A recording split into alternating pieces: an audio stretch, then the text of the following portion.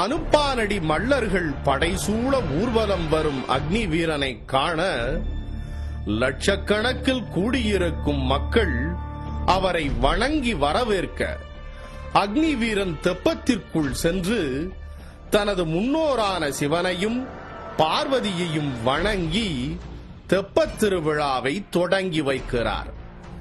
அனுப்பானடி ஊர்க்குடும்பன் தெப்பத் திருவிழா தொடங்க உத்தரவிட்ட பின் அங்கு கூடியிருக்கும் லட்சக்கணக்கான மக்கள் ஒன்று கூடி வடம் பிடிக்கிறார்கள். இப்படி தைப்பூசத்தன்று காலையில் தெப்பத் திருவிழாவை தொடங்கி வைக்கும் அக்னி வீர குடும்பனார் அன்று இரவு நடைபெறும் விழாவில் தெப்பத் திருவிழாவை முடித்து வைக்கிறார். அக்னி வீரன் முடித்து வைத்த பிறகே சிவனும் பார்வதியும் தங்கள் இல்லம் திரும்புகின்றனர். இந்நிகழ்வு நமக்கு உணர்த்தும் வரலாற்று செய்தி யாதெனில், பாண்டிய நாட்டில் ஊர்க்குடும்பு நடத்திய குடும்பர்களின் கட்டளைக்கு உட்பட்டே பழங்கால ஆட்சி முறையும் நிர்வாக முறையும் இருந்தன என்பதையும், பாண்டிய அரசியான மீனாட்சிக்கும் இவர்களுக்கும் இருந்த நெருக்கமான தொடர்பையும் நமக்கு உணர்த்துகின்றன. தமிழர் ஆட்சியை ஒழித்து பாண்டிய நாட்டை கைப்பற்றிய வந்தேரி வடுகர்களான விஜயநகர நாயக்கர்களுக்கு பிறகு தோன்றிய கள்ளழகர் போன்ற பிற்கால விழாக்கள் தவிர, பாண்டிய வேந்தர்களின் காலம் தொட்டு மதுரையில் நடைபெறும் அனைத்து விழாக்களிலும் மதுரையின் பூர்வீக ஊர்களான அனுப்பானடி, மாடக்குளம், பழங்கானத்தம், அவனியாபுரம், திருப்பரங்குன்றம் ஆகியவற்றின் ஊர்க்குடும்பர்களுக்கே முதல் மரியாதை கொடுக்கப்பட்டு வந்ததை, இன்று வரை கொடுக்கப்பட்டு வருவதை அப்பகுதியில் நடைபெறும் பல்வேறு விழாக்களின் வாயிலாக நாம் தெரிந்து கொள்ளலாம். இவ்விழாக்கள் அனைத்துமே மதுரை குடும்பர்களின் தொன்மையையும் அவர்களின் வரலாற்றையும் நமக்கு உணர்த்துவதாய் உள்ளன. மீனாட்சி அம்மன் கோயில் தான் பிற்கால பாண்டியருடைய அரண்மனையா இருந்தது. அந்த கோயிலை சுற்றி பாத்தீங்கன்னா 4 புறமும் மல்லர்கள் தான் குடியிருந்திருக்காங்க. குறிப்பாக பழங்கானத்த குடும்பம் தான் இருந்திருக்காங்க. ஏன்னா அவங்க தான் அந்த சங்ககால பாண்டி நெடுஞ்செழியன் வரைக்கும் பிற்கால சுந்தர பாண்டியர் வரைக்கும் படைமரவரா இருந்திருக்காங்க. அப்ப அவங்க குடியிருந்த பகுதிக்கு வந்து மல்லத்தெருன்னு பேரு. அது இன்னைக்கு வந்து பள்ளத்தெரு, பள்ளத்து தெருன்னு சொல்லி மறி வந்துருச்சு. மல்லர் என்ற சொல் பல்லர் என்று மருவியது போல் அந்த மல்லத்தெருவும் பள்ளத்தெருவும் மருவிருச்சு. இது காலப்போக்கில் அந்நியருடைய வருகையினால் ஏற்பட்ட ஒரு மாற்றம். இந்த மல்லர்கள் புறமுதுகிட்டு ஓடி பழங்கால ஆனந்தம் என்ற ஊரை உருவாக்குறப்ப நாயக்கர்கள் வந்து நீங்க எங்கிட்ட தோத்துட்டீங்க, இனிமேல் வந்து பழங்கால ஆனந்தம் கிடையாது, அது பழங்கால நத்தம் தான், நீ எனக்கு அடிமைதான் என்ற ஒரு இதை வந்து அவங்க திணிச்சு வலியுறுத்தி வச்சுட்டாங்க. அதனால இன்ன வரைக்குமே பழங்க நத்தம் என்றுதான் வழங்கப்பட்டு வருகிறது.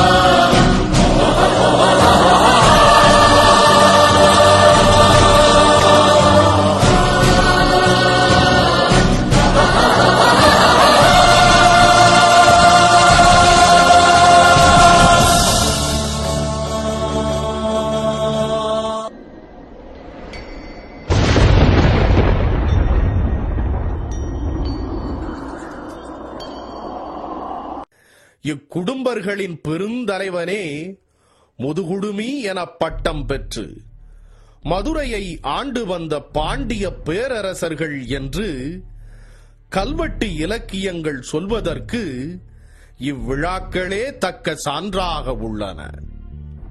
ஆம், பழங்காலத்தில் மள்ளர் என்று சிறப்புடன் நமது இலக்கியங்களால் அழைக்கப்பட்ட குடும்பர்களின் தலைவர்களே கடவுள்களாகவும் அரசர்களாகவும் பேரரசர்களாகவும் அவர்களின் படை மறவர்களாகவும் இருந்த நிலை மாறி அந்நிய படையெடுப்புகளாலும் சகோதர தமிழ்ச் சாதிகளின் சூழ்ச்சி துரோகங்களாலும் தோற்கடிக்கப்பட்டு தன் வரலாற்றுக்கு வெளியே பள்ளர்களாக தள்ளப்பட்டுள்ளதை காலம் இன்னும் எத்தனை நூற்றாண்டிற்குத்தான் பொறுத்துக் கொண்டிருக்கப் போகிறதோ தெரியவில்லை. வந்தேரி வடுகர்களால் எங்கள் உயிருக்கு நிகராக நேசித்த எம் நிலங்களை இழந்தோம். எம் உயிருக்கு மேலாக மதித்த எம் மொழி சிதைக்கப்படுவதைக் கண்டு இயலாமையில் பொறுமுகிறோம். ஓ சகோதர தமிழ்ச் சாதிகளே, மள்ளர்களான எம்மை எதிரிகளுடன் சேர்ந்து தோற்கடித்தீர். எதைக் கண்டீர்? உலக நாகரீகத்தின் தொட்டிலாக விளங்கிய நம் தமிழ் மண்ணை எதிரிகள் கூறுபோடுகிறார்களே, அதற்காகவா எம்மை தோற்கடித்தீர்? உலக மொழிகளுக்கெல்லாம் தாய்மொழியான நம் தமிழ் மொழியை சிதைத்து சங்கம் வைத்து தமிழ் வளர்த்த பாண்டி நாட்டு மதுரையில் இன்றும் பட்டொளி வீசி பறக்கின்றதே வந்தேரி தெலுங்கு நாயக்கரின் வடுகக் கொடி. இதை கண்குளிர காணத்தான் எம்மை தோற்கடித்தீரோ? கவலைப்படாதேயும், விரைவில் மீண்டு வருவோம். பள்ளர்களாக இல்லை, மள்ளர்களாக இம்மண்ணையும் உம்மையும் சேர்த்து விடுவிக்க வரலாறு திரும்பும்.